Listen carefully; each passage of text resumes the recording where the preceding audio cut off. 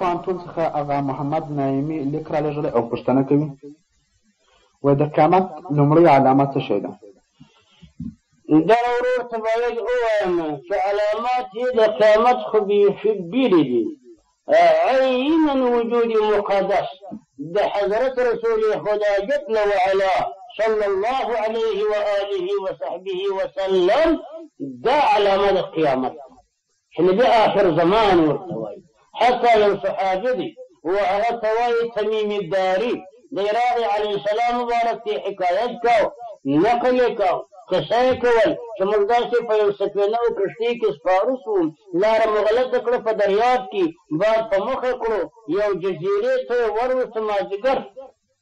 جزیره هغه غر هغه غونډۍ چې تر اوبو راوتلې په دریاب کې دغه ته جزیره وایي چې ورغلو د اوبو په غاړه کې یو ببر شی ناست دی د ښځه اما سر تر نوکه په ویښتانو کې پټ ما ورته ویلی چې ته څه بلا یې څه شي یې بهرول انا الجساسه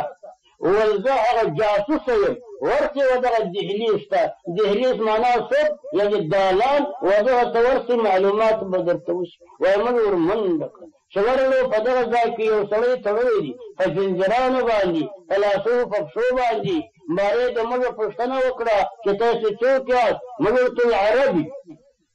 بارے چې نخل بیسان خرماګانې کوي که نه موږ ورته وو ول ژر دی چې قطع بحیره معنا فلانې رود بهیږي که نه موږ ورته هو ول ژر دی چې وچ بس باره نبي آخر زمان یعنی محمد رسول الله علیه السلام دنیا ته راغلی دی که نه ول موږ ورته هو دنیا ته راغلی دی وایي دی چې د اسمانو خواته وګرځي د ډېرې خوشحالۍ په دا زنځیران چې موږ اوس به دا زنځیران وش کړي او پر موږ به رایله شي هغه چې دوباره نو دی دجال ورته ویل دا هغه دجال کافر دی چې ملایکو د الله تړلی دي علي قاري صاحب وایي لکه بېادبي د معافي هغه خروړي سپی چې د یوه ځایه بل ځای ته نقل کي خپل سګوان دغه رنګه ملایکه علیهم السلام دغه کافر دغه لعین دجال د یوې جزیرې څخه بلې ته د یوه غره دا نقل کي په عمر کې